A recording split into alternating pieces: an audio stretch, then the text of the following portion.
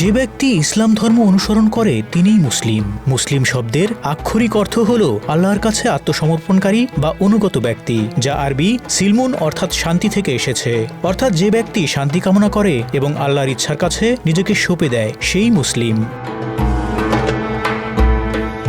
মুসলিম বলতে এমন ব্যক্তিকে বোঝায় যিনি কোরআন ও সুন্নাহ মেনে চলেন। একজন ভালো মুসলিম হওয়ার জন্য প্রথম গুণ হল আল্লাহর একাত্মবাদ, নবী রাসূল, আসমানি গ্রন্থ, ফেরেশতা ও তাকদীরের উপর বিশ্বাস রাখা। ভালো মানুষ হতে হলে এগুলোই প্রথম শর্ত। পাশাপাশি ইবাদত, দয়া, সহমর্মিতা, পরিবেশ, প্রাণী সুরক্ষা, সত্যবাদিতা ও ধৈর্য সহ অন্যান্য গুণ একজন মানুষকে ভালো হিসেবে পরিচিত করে। কয়েকটি গুণ একজন মানুষকে সত্যিকার অর্থে ভালো করে তোলে। তার মধ্যে প্রথমে রয়েছে সত্যবাদিতা। সত্যবাদিতা একটি মহৎ মানবিক গুণ। এই গুণের অধিকারী ব্যক্তিরা কথা ও কাজে মিল রাখেন এবং তাদের মধ্যে সততা ও বিশ্বস্ততা থাকে। ফলে মানুষের মাঝে বিশ্বাস তৈরি হয়। সত্যবাদিতা সমাজে আস্থা, ন্যায় বিচার ও শান্তি প্রতিষ্ঠা করে।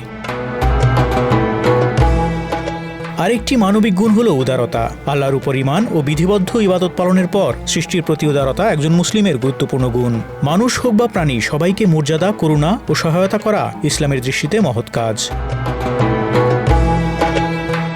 এরপর বলা যায় সবার প্রতি সদয় আচরণের কথা। মা বাবা, স্ত্রী সন্তান, আত্মীয় পরিজন এবং অপরিচিত সবার প্রতি সদয় হয় মুমিনের পরিচয়। সংকীর্ণ হৃদয়, হিংসা, বিদ্বেষ, ক্ষুদ্র মানসিকতার স্থান ইসলামে নেই। মানুষ ও সৃষ্টি জগতের প্রতি মমতা দেখানো ইবাদতের অন্তর্ভুক্ত।